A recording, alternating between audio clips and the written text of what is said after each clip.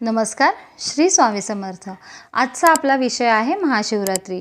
येत्या 8 मार्चला महाशिवरात्री येत आहे आणि हिंदू संस्कृतीमध्ये महाशिवरात्रीला किती महत्त्व आहे हे तर आपल्याला सगळ्यांनाच माहिती आहे.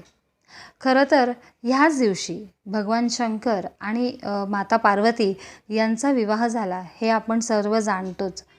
पण सगळ्यात महत्त्वाचं कारण काय, ह्या दिवसाला एवढं महत्त्व का दिलं गेलं आहे ते ह्याचं कारण तुम्हाला सांगते.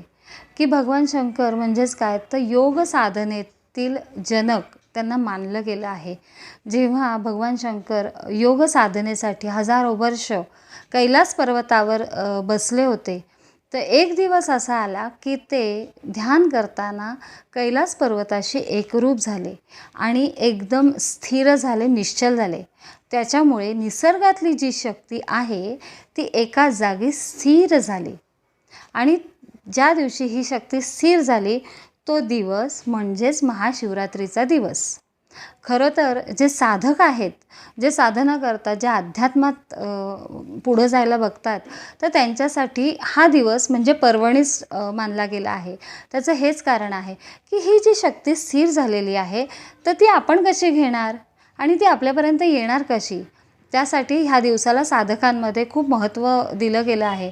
कारण बघ, ह्या दिवशी काय होतं की आपल्या शरीरामध्ये 7 चक्र आहेत, तुम्हाला तर माहिती आहे.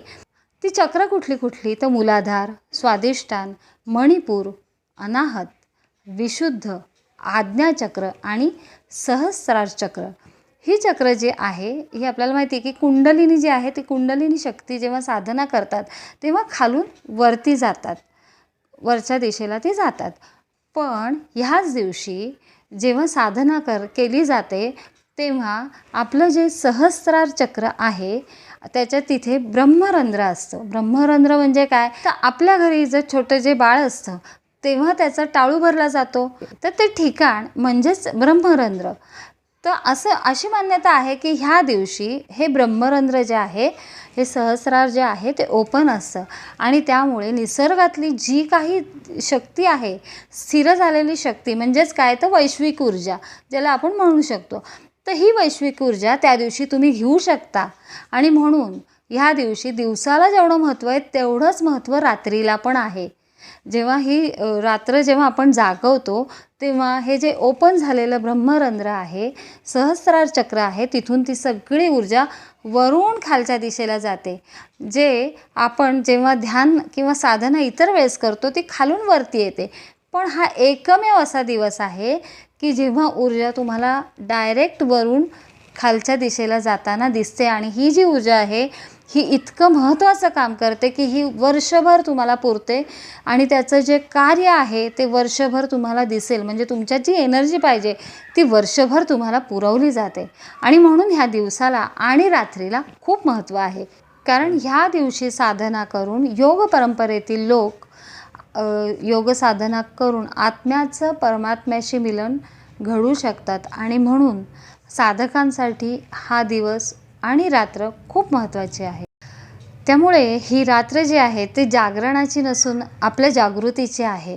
तर नक्की ह्या रात्री तुम्ही आता मी सांगते की काय काय करायचं आहे तर ते नक्की करा आणि बघा तुम्हाला काय अनुभव मिळतो आहे.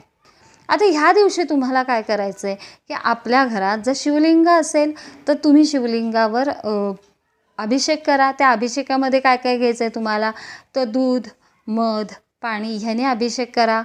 त्याचप्रमाणे त्याच्यानंतर जर उसाचा रस असेल तर नक्की घ्या, कारण उसाच्या रस हा भगवान शंकरांना अतिशय प्रिय आहे आणि त्याच्यामुळे आपल्याला सांसारिक सुख मिळतं. याच दिवशी आपण बेलपत्रसुद्धा वाहतो. याचं कारण बेलपत्र म्हणजेच काय तर आपला आत्मा शुद्ध करण्याचं प्रतीक म्हणजेच बेलपत्र, म्हणून आपण बेलपत्रसुद्धा वाहतो. आणि हे भगवान शंकरांना बेलपत्र, बेलाचं फळ किंवा धोत्र्याचं फळ हे अतिशय प्रिय आहे, हे तर आपल्याला सगळ्यांनाच माहिती आहे. तर जसं शक्य असेल त्याप्रमाणे तुम्ही हे करा.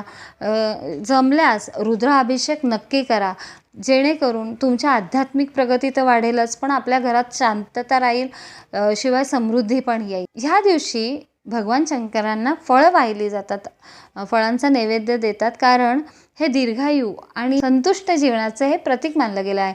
त्याच्यामुळे ह्या दिवशी तुम्ही फळांचा नैवेद्य भगवान शंकरांना दाखवा. त्याचप्रमाणे कौठ ह्या दिवसात मिळतात, तर कौठाची बर्फी म्हणा किंवा कौठात गूळ घालून त्याचा नैवेद्य तुम्ही दाखवा, तो सुद्धा त्यांना आवडतो.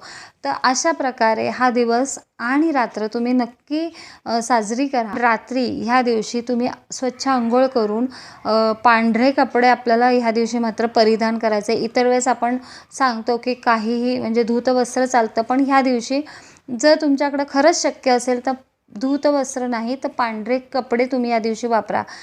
आणि त्याचप्रमाणे जी माळ तुम्ही घेणार आहात तर ती माळ रुद्राक्षाची वापरा. ह्या दिवशी रात्री 12 नंतर तुम्हाला बसायचं आहे. 12 ते पहाटे 6 पर्यंत तुम्हाला ओम नमः शिवायचा जेवढा जास्तीत जास्त जप करता येईल तेवढा तुम्ही तो करा.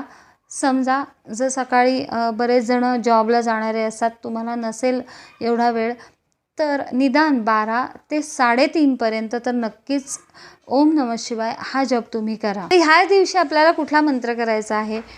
ओम नमः शिवाय आहे, नुसता ओम हेही करू शकता, नमः शिवाय हेही करू शकता, किंवा ओम नमः शिवाय हेही करू शकता. त्याचा जेवढा जास्तीत जास्त जप करता येईल तेवढा तुम्ही तो करा आणि बघा तुम्हाला काय अनुभव मिळतो. आणि ही जी शक्ती आहे, निसर्गातली ऊर्जा आहे, ती नक्कीच घ्या.